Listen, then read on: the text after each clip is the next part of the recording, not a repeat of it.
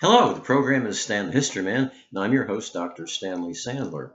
Today I want to talk about Prohibition, which almost seems unbelievable today, but we actually passed an 18th Amendment to the Constitution, which said that there is to be no manufacture, transportation, or distribution of alcoholic beverages.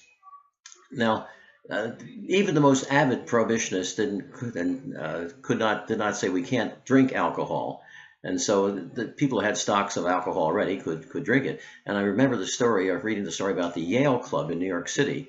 They laid in their cellars a 14-year supply of alcohol. And Prohibition lasted for 14 years. So clever people, those Yaleys. But a lot of the consequences of Prohibition were bad.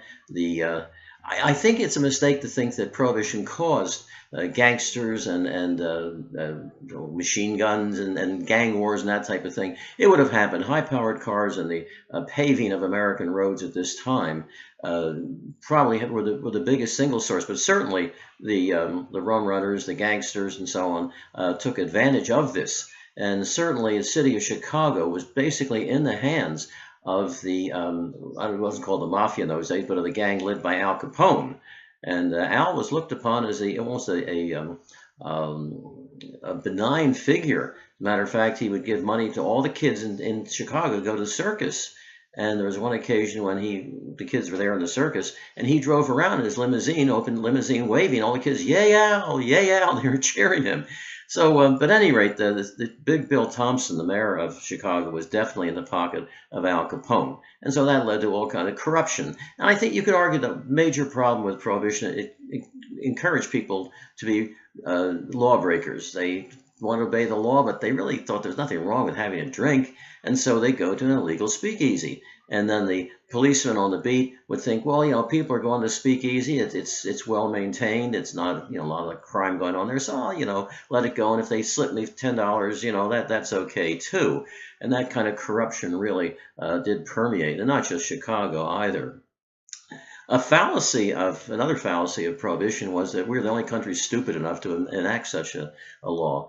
Let me tell you, every single developed country in the world had, at one time or another, Prohibition.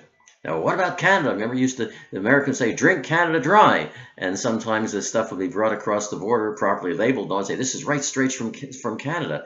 But Canada did have Prohibition, Prince Edward Island did not, but all the other provinces, Quebec, Ontario, Manitoba, whatever, but at different times. And it just happened that Ontario had gone wet, while while the United States was completely dry. So there's all kinds of boom in alcohol manufacturing in Quebec at that time. Speaking of Canada, reminds me of a story in Canadian Prohibition. The Duke of Edinburgh, about the 1950s, was traveling across Canada, and he was in the club car having a drink, and all of a sudden the wicket, where the bartender was, slammed down.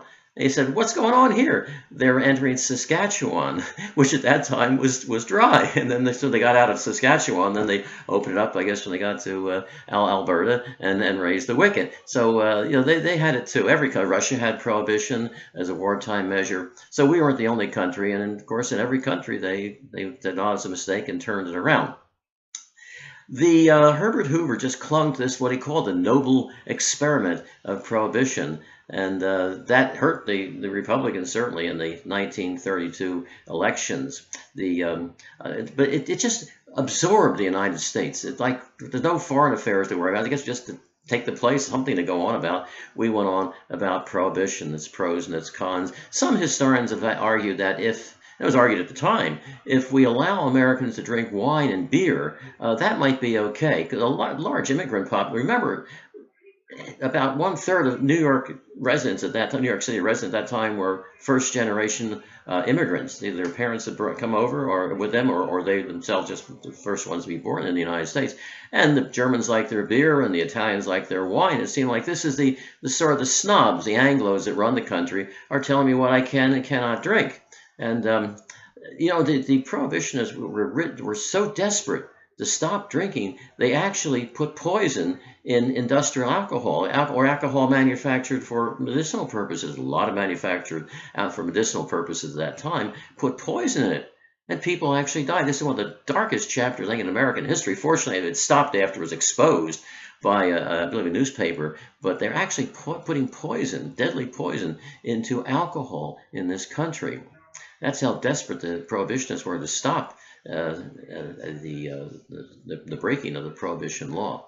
So from 1920, when the Constitutional Amendment was passed, until 1933, when the 19th Amendment ended Prohibition. It lasted 14 years. And I will give credit, to Roosevelt and the politicians. They said, if you elect us in 1932, we will end Prohibition. And I guess that was one of the big things that pushed them over, because within weeks of Roosevelt entering office in March, and back in March, the presidents were inaugurated, that they pushed through the 19th Amendment and ended Prohibition amid scenes of great gaiety and so on. And finally, I should mention that a lot of manufacturers, importers at least, because they couldn't just start up the distilleries overnight, the breweries and so on. But a lot of them were placing orders in Europe as they saw that Prohibition is going to end. But Joseph Kennedy, the patriarch of the Kennedy clan, already had his ships on the high seas, or had his cargoes at least, on the high seas just outside the U.S. 3-mile limit. And as soon as he got word by radio it's passed, they then came to the States, and they made the journey to the States, or completed their journey to the States. And for months, I think like 6 months afterwards, the only kind of gin you could buy in this country was Gilbey's Gin, or Gilbey's Gin from England. And that's one of the reasons that he became even more wealthy, a very shrewd operator. So at any rate, this misguided experiment finally came to an end.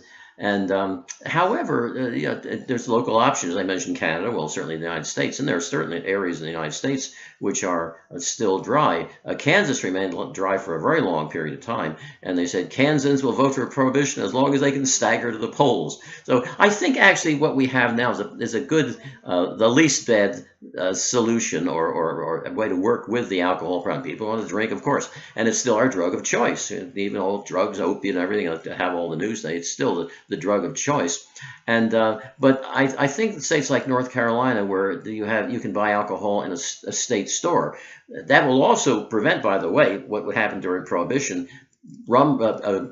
People making bootleg booze would often put the wrong kind of alcohol in. There'd be epidemics of people going blind, dying, that type of thing. At least when you buy it in the state liquor store, it's going to be okay, it's going to be legitimate. So and that's what they do. You just pick your booze. They can't recommend any. You just tell them what you want, and they'll pay. You pay them, and you leave the store with your purchase in a brown paper bag. It's not a perfect situation. Some states, of course, like New York, is completely open. You can sell booze almost anywhere except in Toys R Us. Of course, there are no more Toys R Us.